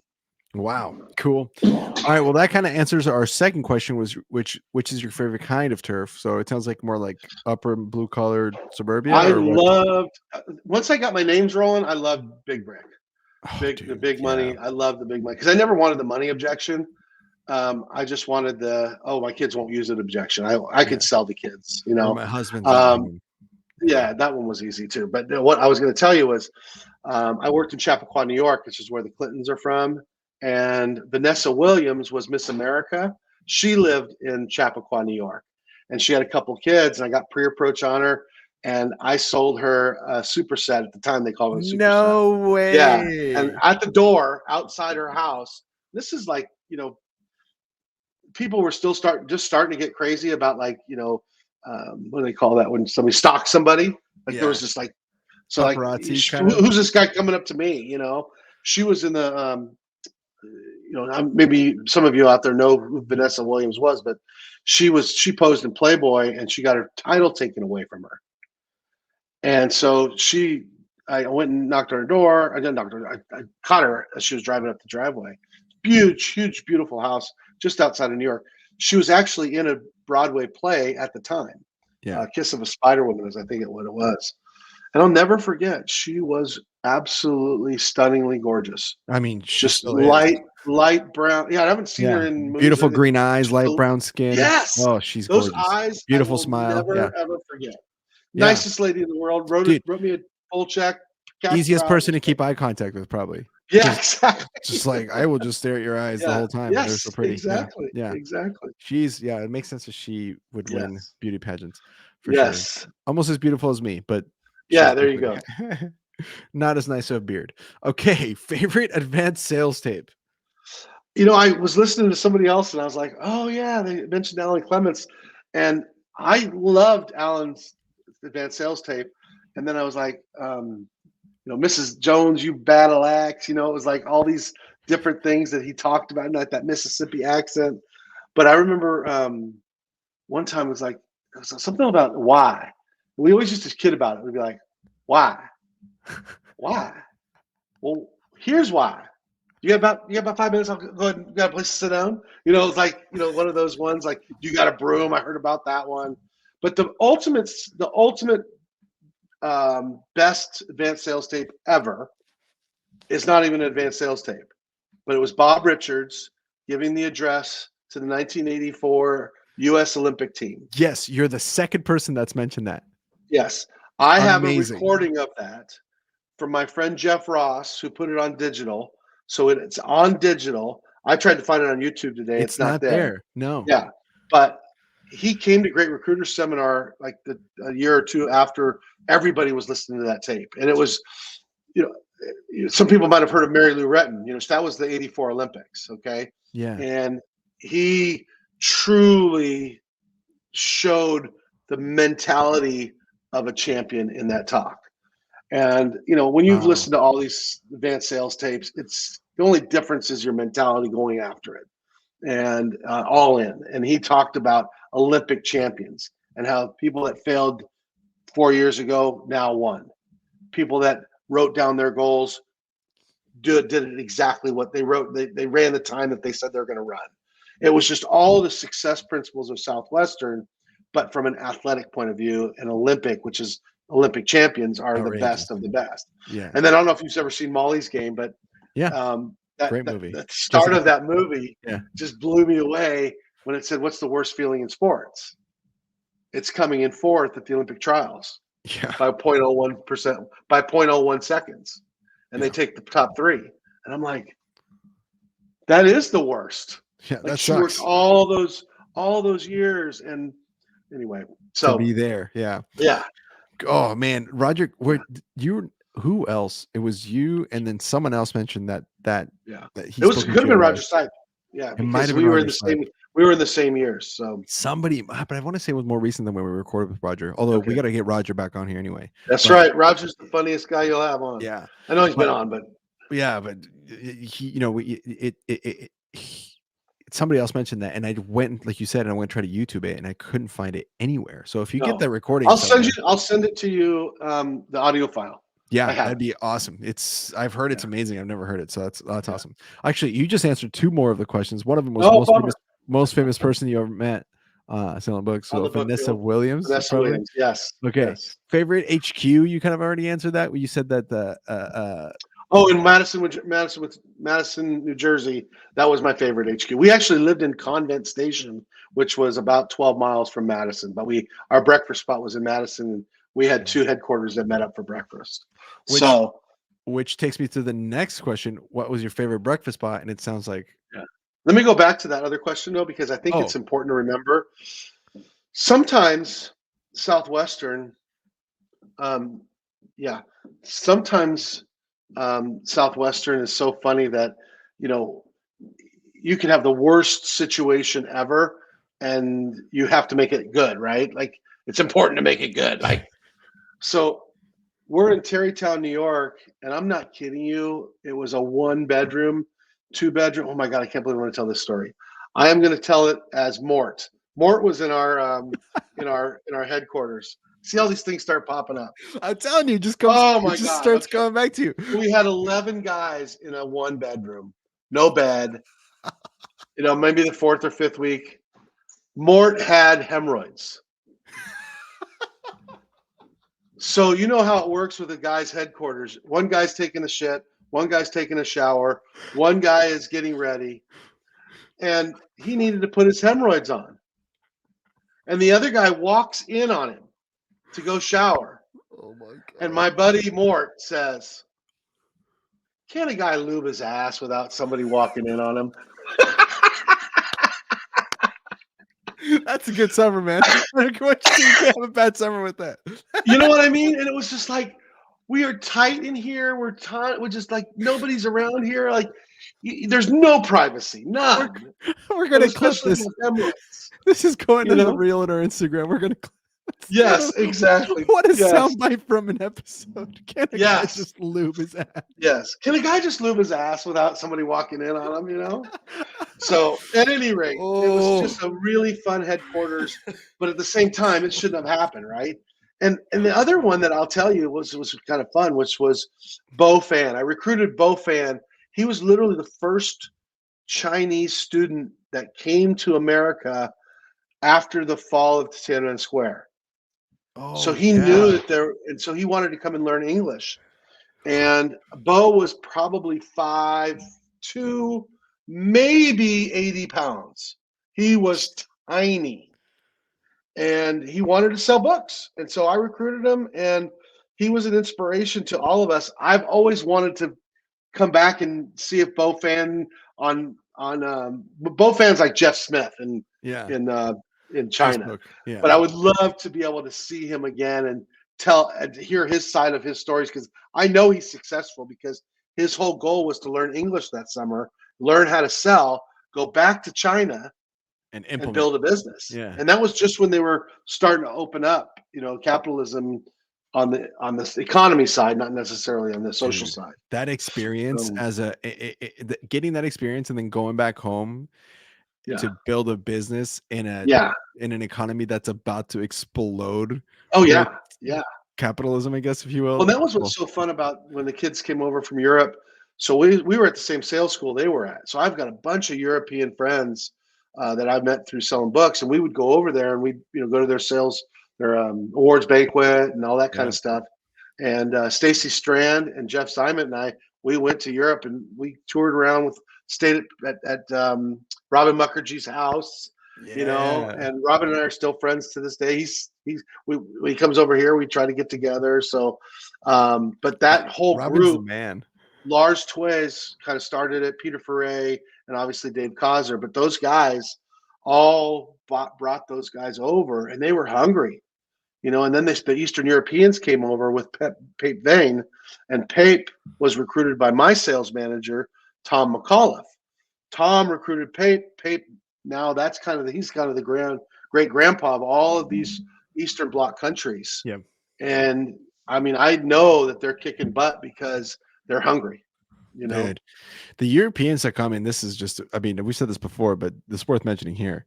Those folks are the one thing that people here in the US, and Mark Rouse, the director of sales here in the US, and they're trying to catch up to the Europeans because they always sell so many books. And it's like, you know what? It's going to be hard to catch up, not just because of the sheer number of people that come here, but when they come here, the way that they appreciate the opportunity with this attitude, with this gratitude attitude, is gonna be hard to get yes, out of a US yeah, based dealer. It just doesn't work because they're coming here and they see this as a gold mine versus gold, some other person's coming and they're seeing it as a challenge or a hard thing that they're yeah, going to do and try this right. summer and see. And it's not, even if you're like a 4-person bookman, like, it's not the same, man. These people are The one coming and that's they're the one that's so crushing. funny to me on that same. There's so many fun stories with the Europeans because it's a different culture, right? And Yeah. whenever they would come to follow me, if they were selling, come by, I say, listen, I got no rules except for the fact you got to wear white socks because all of them had dark socks with Yeah. shorts. I'm like, no, we wear white socks over here. So I said, that's number one. And the one that I always used to love was they always loved pranking each other. Like they were so into pranks. Yeah. And I don't know if you remember, but these people would buy these book cars over here and then they would park them in the Atrium Atrium Way. Way. They still do Right. that. Okay, so they still do it. All right. Well, I remember a guy leaving a fish, a live freaking, like one he bought at the store, inside the guy's car For until this. he came back next summer. Can you imagine what that smelled like?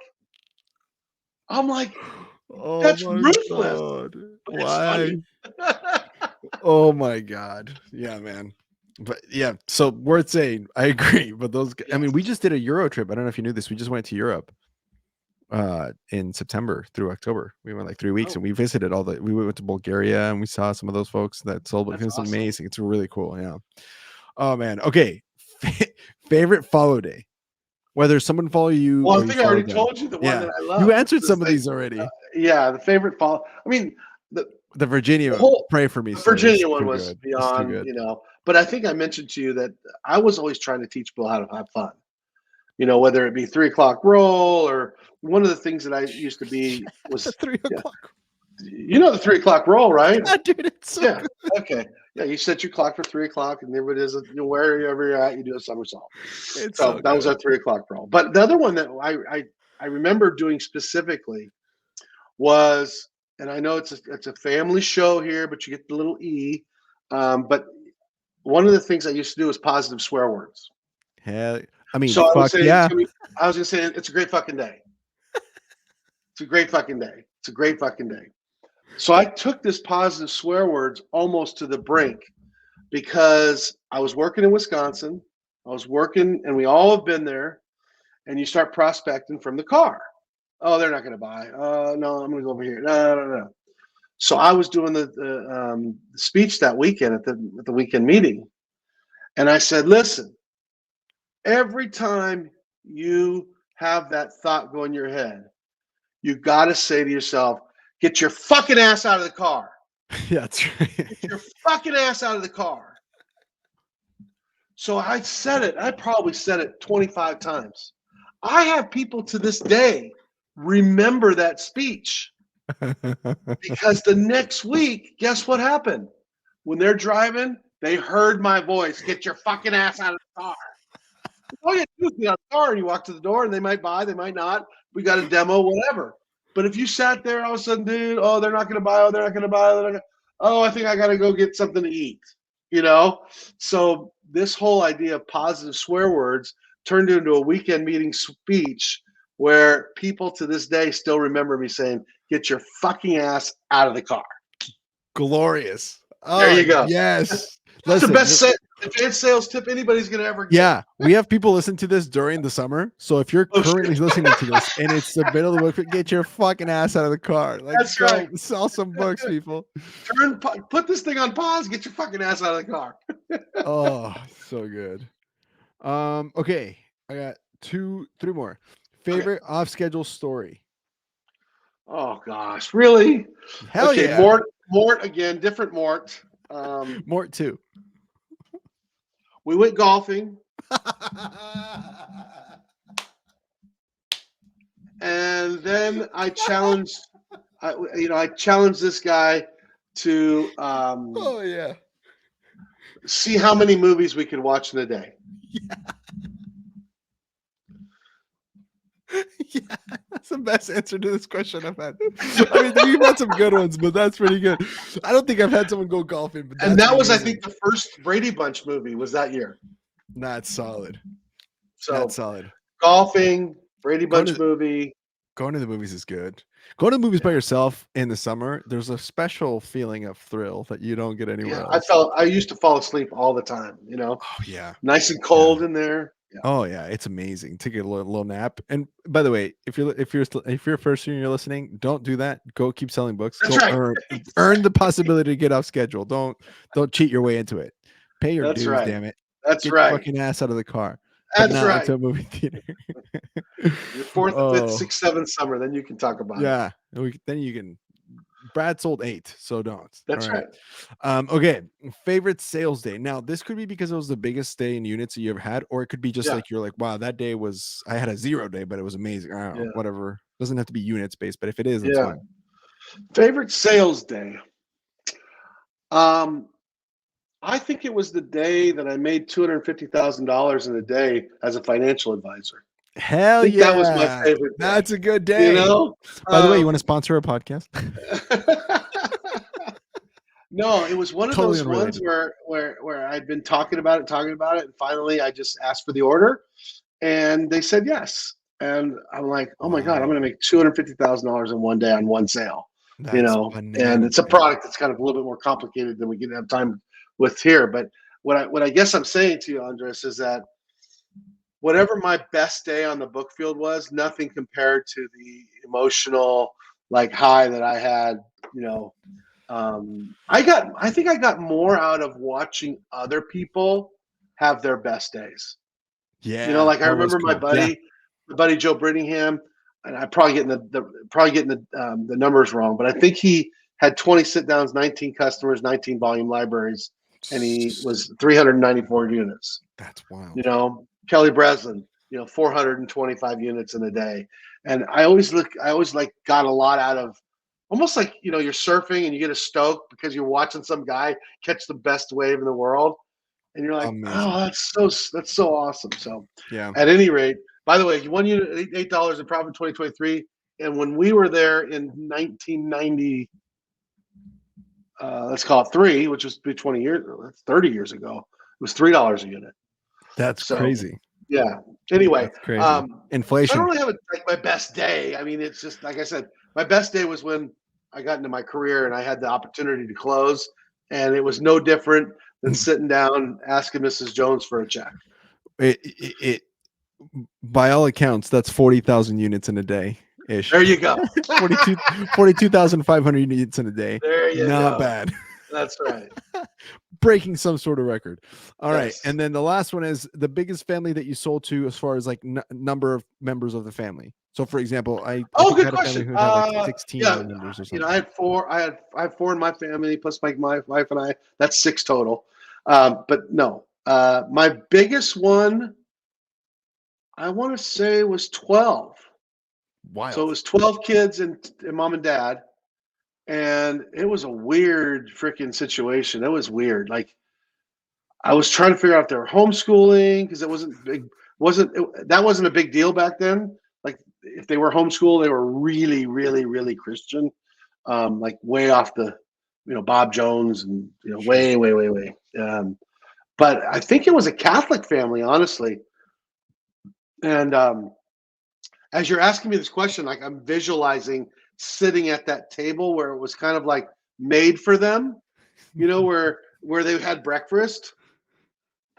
And it was long, 14 people at a table for breakfast, but they had a system and what's that thing on the reality show? It was like the Duggars. Yeah. It was just like that.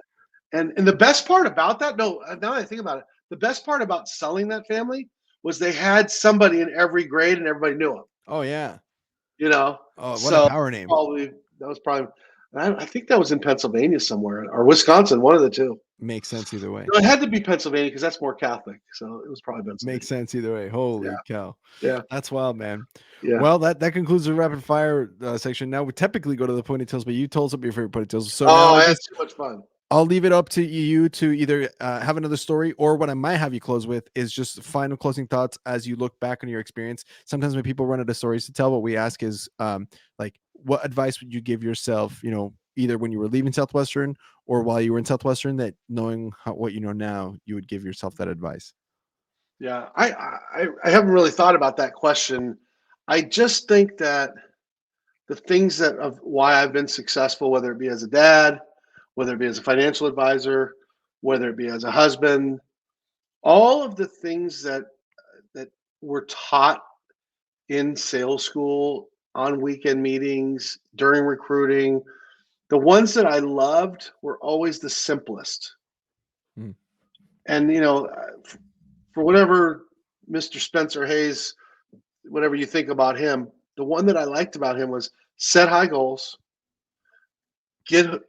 set high goals, have good self-talk, hold yourself accountable. And those three things rang in my ears for a long time. It's easy to set high goals. I can do good self-talk. Love my job, love my people, everybody's getting them. I feel alive, alert, friendly, firm, cordial, enthusiastic. I can do all those things, okay? That's for you, JT, okay? But the holding yourself accountable, that's the hardest one. That's the one where you have to realize you're the one looking yourself in the mirror every day. You're the one that's set those high goals. And, it always goes back to I talk to my kids. Okay, your goals are here. Your actions are here. Do we want to change your goals or do you want to change your actions? Simple. You choose. You choose. And the last point is that the one thing that I've kind of shared this with everybody. When you set really, really high goals and you don't hit them, and in my world, it mostly is regarding money, you still get to keep the money. Yeah.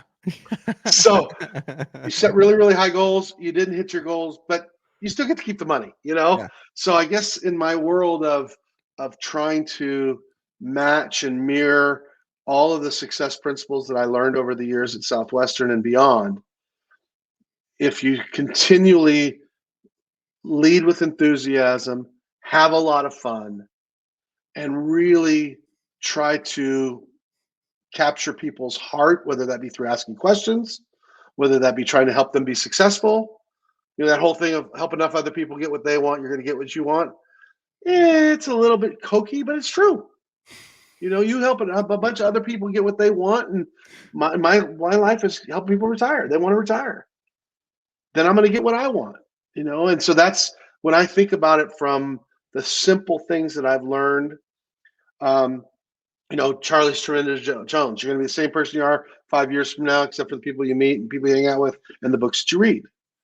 And I can tell you, I don't finish books, but I do get nuggets from every book that I read. And now we're in podcasts, so you can write notes in podcasts and all those kinds of things. So to me, those simple things and keeping it simple, but also being in a situation where, like I said, when I was investing, when we first started, save some, give some away, and live on the rest. This is not hard to do. Have good self-talk, and that's I was listening to one of your podcasts, and it's really difficult to get in the habit of having good self-talk.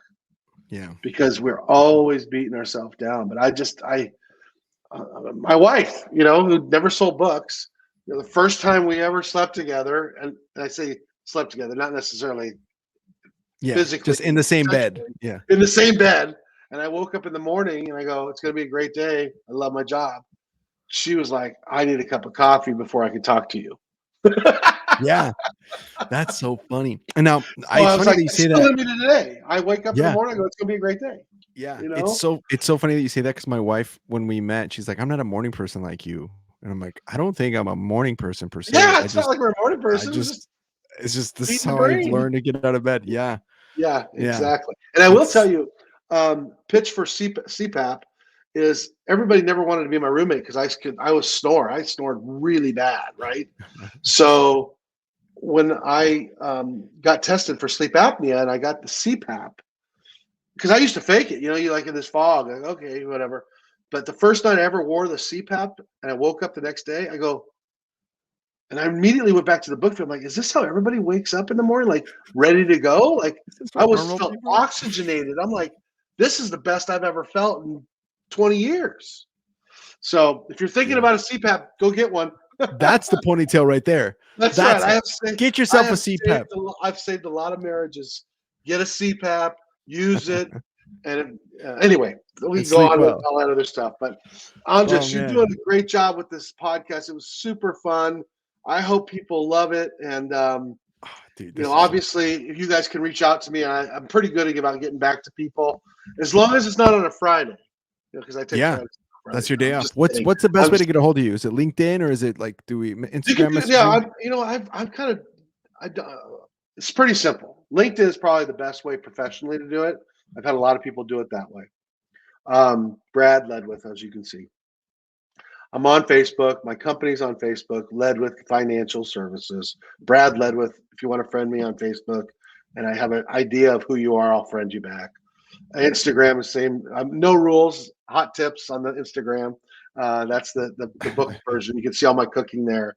And then on X, on Twitter, I'm Ledwith Financial Wealth Management. I think it's just at Brad Ledwith, actually.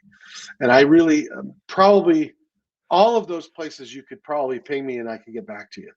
And if you feel like old school and picking up the phone, just Google my name. You'll find my phone number. Yeah. Or message us and we'll get you Brad's number. That's fine too. I'm easy that way. So awesome. Thank you for that. Appreciate it. There it is. Absolutely. But yeah, it was super fun and I don't have any other nuggets, I don't think. So this is a great one. I'm glad we had a great time, Andres, and enthusiasm sells, right? That's it. That's all it is. Can't say no to a smiling idiot. That's it. Be funny, make money. Hey, that's the truth right there. That's right. As a stand-up comedian, I appreciate that. Guys, thank you so much for listening. Thank Brad, you so much, Andres. I had a good time. Thank you so much for listening. Make sure you guys catch the next episode. We're releasing them roughly every Thursday and Sunday. We'll take some breaks here and there, but make sure you keep subscribe, like all that stuff.